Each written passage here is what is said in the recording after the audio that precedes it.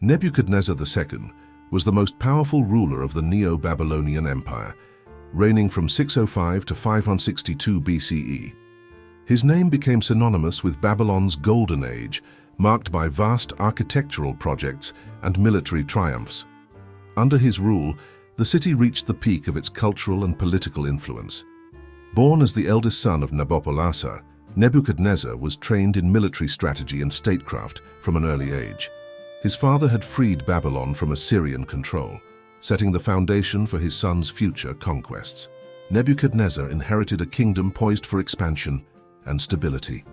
Before ascending the throne, Nebuchadnezzar led the Babylonian army to victory against the Egyptians at the Battle of Carchemish in 605 BCE. This victory secured Babylon's dominance over Syria and the Levant, expanding its influence westward. His success as a general established him as both a skilled warrior and a capable leader. When Nabopolassar died, Nebuchadnezzar returned to Babylon to assume the throne. His early reign focused on consolidating power and ensuring loyalty among conquered territories. He quickly became known for his administrative efficiency and attention to infrastructure. Nebuchadnezzar understood the importance of monumental architecture as a symbol of divine authority. He initiated grand building projects across his empire, transforming Babylon into one of the most magnificent cities of the ancient world. His constructions reflected both his devotion to the gods and his desire for lasting legacy. The city of Babylon under his rule became a marvel of urban planning. Wide streets, fortified walls, towering gates, and lavish temples defined the cityscape. The Ishtar Gate, adorned with glazed blue bricks and images of dragons and bulls, became a symbol of imperial power and artistic achievement. Nebuchadnezzar's palace complex was equally impressive. It served not only as his royal residence, but also as a political and ceremonial center. Within its walls, courtiers, scholars, and priests played vital roles in maintaining the empire's daily functions. The palace represented both authority and refinement. Religion played a central role in Nebuchadnezzar's governance. He saw himself as chosen by Marduk, Babylon's chief deity, to restore divine order. His devotion to temple restoration and religious ceremonies reinforced his legitimacy and unified his people under a shared belief system. Nebuchadnezzar's administration was structured around strict hierarchy and loyalty. Governors and officials were appointed to oversee provinces, collect tribute, and maintain peace. Law and order were maintained through a combination of strict enforcement and symbolic displays of royal power. Trade flourished during his reign. Babylon became the commercial heart of Mesopotamia, connecting trade routes from the Persian Gulf to the Mediterranean. The wealth generated from commerce funded his construction projects and ensured the prosperity of the elite classes. Quick reminder, if you are enjoying, do like the video and subscribe the channel for upcoming historical torture content. While his empire was known for cultural sophistication, Nebuchadnezzar was also a ruler of absolute control. Dissent and rebellion were met with swift punishment. His military campaigns against rebellious vassal states demonstrated his intolerance for defiance. Strength, order, and obedience defined his leadership style. One of his most significant campaigns was the Siege of Jerusalem in 597 BCE. After the city's fall, he deported many of its inhabitants to Babylon, beginning the period known as the Babylonian captivity. This act showcased his political ruthlessness and strategic foresight. The Babylonian army under Nebuchadnezzar was a disciplined and organized force. Soldiers were rewarded for loyalty, but punished severely for betrayal. His emphasis on discipline extended beyond the battlefield and into governance, ensuring the stability of his rule. Architecture remained a constant priority throughout his reign. Temples, ziggurats, and canals were built or restored to demonstrate divine favor. These projects employed thousands of laborers, artisans, and slaves, symbolizing the empire's capacity for both creation and control. Among his architectural achievements, the construction of the Hanging Gardens stood out as a legend of ancient engineering. Though their existence remains debated, they were said to have been built for his queen, Amytis, who longed for the green hills of her homeland. The gardens symbolized both love and power. The concept of paradise within the palace walls reflected Nebuchadnezzar's vision of dominion over nature. Terraced structures, flowing water, and exotic plants created an artificial oasis in the arid Babylonian climate. It was both a display of wealth and a controlled expression of beauty. This garden, if real, would have required advanced irrigation systems and constant maintenance. Its complexity illustrated Babylon's engineering capabilities and the king's ability to command vast human and natural resources. Every brick and vine served as a reminder of royal authority. Nebuchadnezzar's reign also saw advancements in astronomy, mathematics, and literature. Babylonian scholars recorded celestial movements and developed complex calendars. Knowledge and intellectual activity thrived under royal patronage, contributing to the city's lasting legacy. Despite his achievements, Nebuchadnezzar maintained a rigid system of justice. His authority was unquestioned, and punishment for disobedience was severe. The grandeur of Babylon coexisted with the fear that ensured order among its citizens and slaves alike. He viewed punishment not merely as retribution but as demonstration of power. Control over life and death rested in his hands alone. His understanding of fear as a governing tool would later define the darker aspects of his rule. The empire's borders extended from the Persian Gulf to the Mediterranean Sea. Through military success and strategic diplomacy, Nebuchadnezzar secured trade routes and maintained regional dominance. Babylon stood as the center of a vast and disciplined imperial network. Within his court, scholars and priests upheld his image as a ruler chosen by the gods. Inscriptions across temples praised his devotion and wisdom. His public persona combined religious piety with political strength, creating a lasting myth of divine kingship. Foreign envoys often marveled at Babylon's wealth and architecture. The city became a symbol of order and magnificence in a turbulent region. Nebuchadnezzar's governance left an impression of both admiration and fear among neighboring states. However, beneath the beauty of the empire lay strict enforcement of loyalty.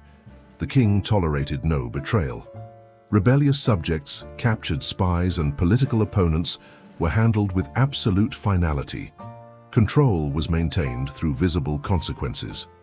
In private, the king was known for discipline and secrecy.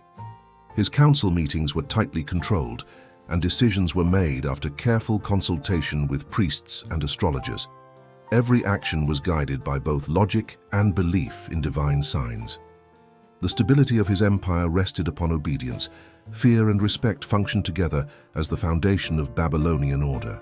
The same power that built temples and gardens could also destroy cities that resisted his will. Nebuchadnezzar's image as both a builder and enforcer defined his legacy. His name came to symbolize the dual nature of kingship in Mesopotamia, the balance between creation and destruction. His reign represented the height of imperial authority. As Babylon's walls rose higher and its temples gleamed in the sun, the foundations of absolute power were firmly in place. Every subject, from noble to slave, understood the reach of the king's command. The empire thrived under his control, disciplined and prosperous. The legend of Nebuchadnezzar's gardens would endure for centuries as a marvel of ancient civilization. Yet within their beauty lay the potential for something far more severe, a symbol that would later serve not just as paradise, but as punishment. His reign, defined by grandeur and precision, set the stage for one of history's most enigmatic chapters. The ruler who built a garden to mirror heaven would one day use that same creation for purposes far removed from its original intent. The seeds of order and fear had been sown. The empire stood at its zenith, unaware that within its walls a darker practice was quietly taking root, a method of control hidden behind the beauty of Babylon itself. Within the grandeur of Babylon, the hanging gardens stood as a symbol of prosperity and innovation. Visitors described terraces draped in vines, exotic trees, and waterfalls that glistened under the Mesopotamian sun.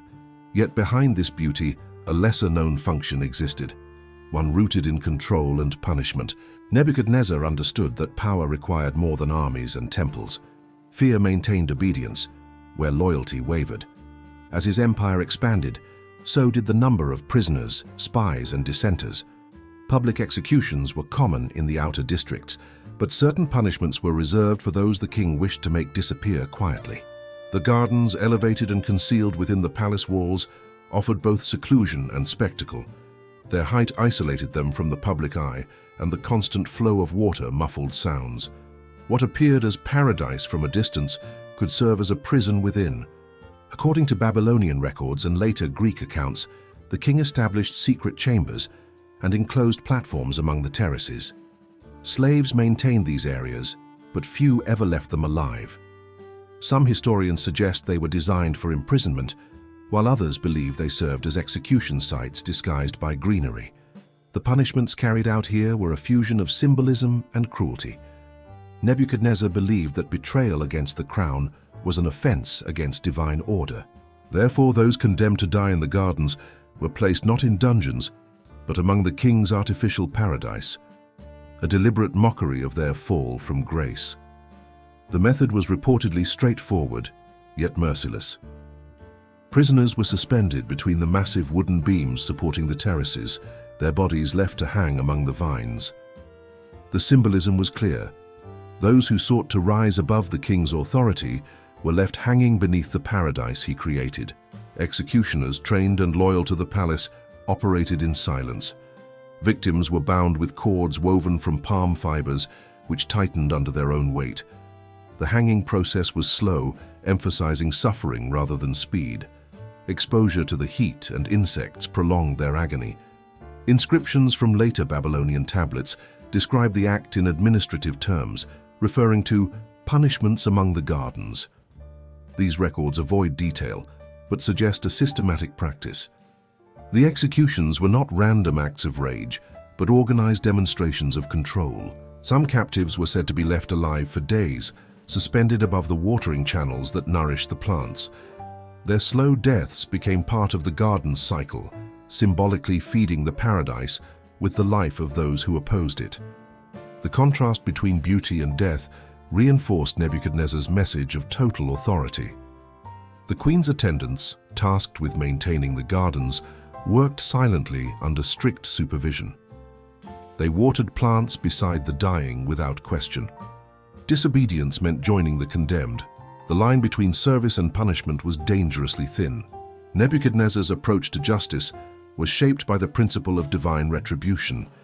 He believed that those who violated the law also violated the will of Marduk. The punishment, therefore, was not cruelty for its own sake, but an extension of cosmic balance. The hanging gardens became a private symbol of judgment. They were not open to the public. Access was limited to royal guards, select priests, and the king's personal advisors. Within these walls, death was both ritual and reminder, a warning to those who served him. It is believed that certain political prisoners, including captured envoys and rebellious governors, were brought here in secrecy. Their disappearance was never announced publicly. Instead, official records claimed they had been reassigned, exiled, or pardoned. The truth remained hidden among the vines. Archaeological studies of ancient Babylon suggest the gardens were constructed in layers, supported by massive stone foundations. Within these layers, chambers and walkways could have existed. Such architecture would have provided ample space for concealed activities beyond horticulture. Ancient chroniclers describe Nebuchadnezzar as a ruler obsessed with perfection and order. Any perceived flaw in construction, behavior, or loyalty required correction. The use of the gardens for punishment aligned with his philosophy of balance through control. Those who entered the gardens for judgment did so under moonlight, guided by guards who ensured silence. The air inside was humid, filled with the scent of flowers mixed with decay. The faint sound of flowing water masked the final breaths of the condemned. Witnesses who survived to write about the experience described an unsettling calm. No cries were heard, only the rustling of leaves and the low hum of insects. The beauty of the surroundings made the punishment appear almost ceremonial. The secrecy surrounding these executions created a powerful myth. Rumors spread among soldiers and citizens that the king's gardens were alive in more ways than one, that they absorbed the essence of traitors to sustain their eternal bloom. This belief deepened the fear of royal authority. Foreign envoys, upon visiting Babylon, marveled at the garden's splendor. They could not imagine that beneath the flowering terraces, human suffering occurred. The duality of paradise and punishment reflected the complexity of Nebuchadnezzar's rule. His advisors rarely questioned the practice. Within Babylonian culture, kings were regarded as the earthly representatives of the gods. To challenge the king's judgment was to defy divine will. The system thrived on obedience and silence. Nebuchadnezzar's punishment served a clear purpose: to prevent rebellion through psychological control. The memory of the garden's hidden horrors ensured that even whispers of dissent were silenced before reaching his ears. Power was maintained through reputation as much as through action. The hanging gardens thus existed in two forms, one celebrated in legend and another concealed by fear. To the public, they symbolized royal devotion and innovation. To those within the palace, they represented the consequences of disobedience. The fusion of beauty and death revealed a consistent theme in Nebuchadnezzar's governance. He viewed life as a balance between reward and punishment, both stemming from divine law. The gardens embodied that philosophy in physical form. Over time, the true nature of these acts faded into myth. Later, historians focused on the gardens as one of the seven wonders, omitting their darker function. Yet traces of the truth persisted in obscure tablets and foreign accounts, hinting at a reality hidden beneath the splendor. The fear inspired by the hanging gardens ensured stability across the empire. Provinces paid tribute, soldiers obeyed without question, and merchants prospered under regulated order. Peace, in Babylon, was built upon the silent suffering of those who defied it. Nebuchadnezzar's reign continued in strength, his empire secure and admired, but the very methods that preserved his power also planted unease among those closest to him. The palace walls held secrets that no priest dared record in full. As Babylon's terraces continued to bloom, the king's private paradise carried the weight of unspoken truths. The hanging gardens, once a gift of love and beauty, had become instruments of control, silent witnesses to the cruelty that sustained an empire. As Nebuchadnezzar grew older, the empire he built remained stable and prosperous, but whispers began to travel through the corridors of the palace. Servants spoke quietly of shadows among the vines, of the restless spirits of those who perished in the gardens. Though the king dismissed such talk as superstition, the unease lingered. The hanging gardens continued to flourish, their terraces green and vibrant. Yet beneath the surface beauty, the soil had absorbed too much suffering. The structure itself seemed to embody contradiction, a symbol of both human achievement and the weight of human cruelty. Within the court, few dared to speak of the punishments that had occurred there. Records were deliberately vague, and scribes avoided references to judgments among the gardens. The official inscriptions praised Nebuchadnezzar as the restorer of temples and protector of divine order. His darker methods remained unrecorded in public memory. Over time, even those closest to the king began to interpret the gardens differently. What had once been a gesture of devotion toward Queen Amytis became a space avoided at night. The sound of water trickling through the terraces, once soothing, grew heavy with associations of death. Foreign visitors continued to marvel at Babylon's splendor, unaware of what had transpired behind the palace walls.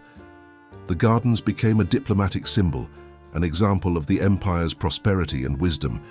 No outsider ever suspected that they had also served as a theater of execution. Nebuchadnezzar himself never expressed regret. To him, justice and beauty coexisted naturally. The harmony of the gardens represented the harmony of the empire.